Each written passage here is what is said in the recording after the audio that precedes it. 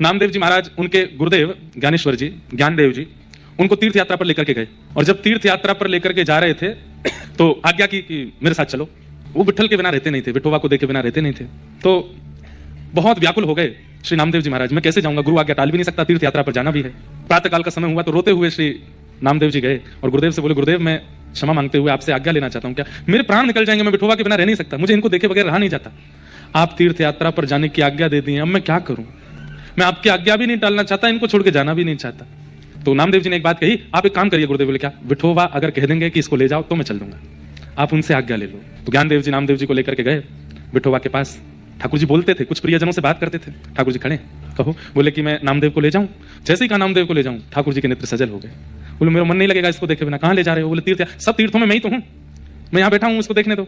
नहीं, मेरी तीर्थ यात्रा की इच्छा है और ये मेरा अच्छे से ध्यान रखते हैं, तो आप आज्ञा कर दो, इनको ले जाऊं। ठाकुर जी नामदेव जी की ओर देखने, नामदेव जी मना कर रहे हैं, मना कर दो। ठाकुर जी तुरंत बोले, ठीक है ले जाओ, लेकिन मेरे नामा को जल्दी ले आना, मेरा मन नहीं लगेगा।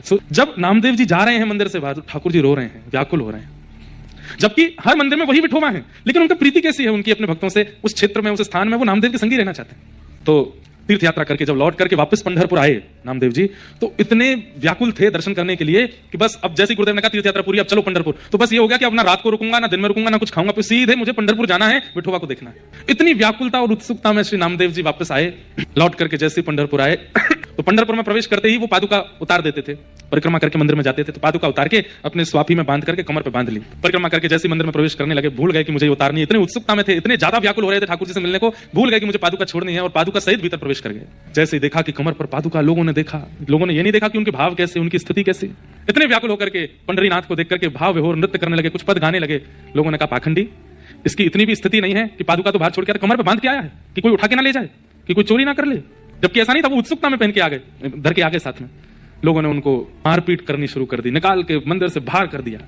ये दृश्य देख करके कबीरदास जी वहीं खड़े थे, उन्होंने कहा, अरे नामदेव जी, हम गले रुक गए इनका कीर्तन गाते गाते, हमारे पैर छिल गए इनकी यात्राएं करते करते, और हमसे एक अपराध बन जाता, ठाकुर जी कभी हमारे लिए स्टैंड नहीं लेते, कभी हमारे लिए आड़े नहीं आते। देखो आज तुम इतने दिन बाद आए, सब लोग तुमको मारपीट करने लगे और ठाकुर जी खड़े रहे, कुछ नहीं किया, तुम चलो मेरे साथ। और नामदेव जी के साथ कबीरदास जी एक कोने में चले गए। वहां बैठ के नामदेव जी बोले, मैं तो दर्शन को बहुत व्याकुल हूं, एक क्षण दिखे थे, उसके बाद दिखे नहीं। फिर नामदेव जी खड़े होकर कोई कीर्तन करने लगे, गाने लगे।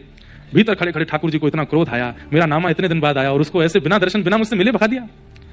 लाखों की तादाद में पब्लिक सामने दर्शन के लिए खड़ी थी। दक्षिण मुख की ओर नामदेव जी बैठ करके कीर्तन कर रहे थे।